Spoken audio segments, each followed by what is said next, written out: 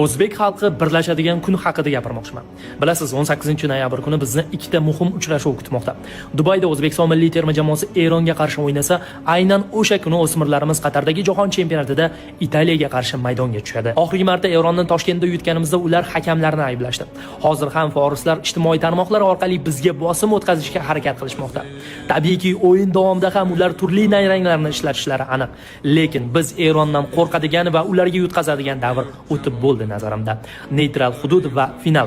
Biz o'z kuchimizni maydonda ko'rsatib qo'yishimiz kerak. Islom Ismoilov shogirdlarini ham jiddiy sinov kutmoqda. Italyanlar har qanaqa yosh toifasida kuchli, lekin futbolchilarimiz bu raqibni ham mag'lubiyatga uchratib, tarix yaratishiga ishonamiz. Shunday ekan, siz ham Olg'a O'zbekiston challenge'ida ishtirok eting. Bu videoga like bosing, xohlagan futbolchimizni belgilab keting, hamma tanishlarga yuborib qo'ying va albatta Olg'a O'zbekiston so'zini yozib keting. Ha, ikkala jamoamiz ham mas'uliyatni his qilib turishibdi, lekin O'zbekistondan turib ularni mana shu ko'rinishda qo'llab-quvvatlaylik. Men sizga ishontirib ayta olamanki, bu video futbolchilarimizgacha albatta yetib boradi. Futbolda ruhiyat juda ham muhim. Ularni ruhan qo'llab-quvvatlaylik. Hozir birikadigan, birlashadigan vaqt. Olg'a O'zbekiston, biz siz bilanmiz.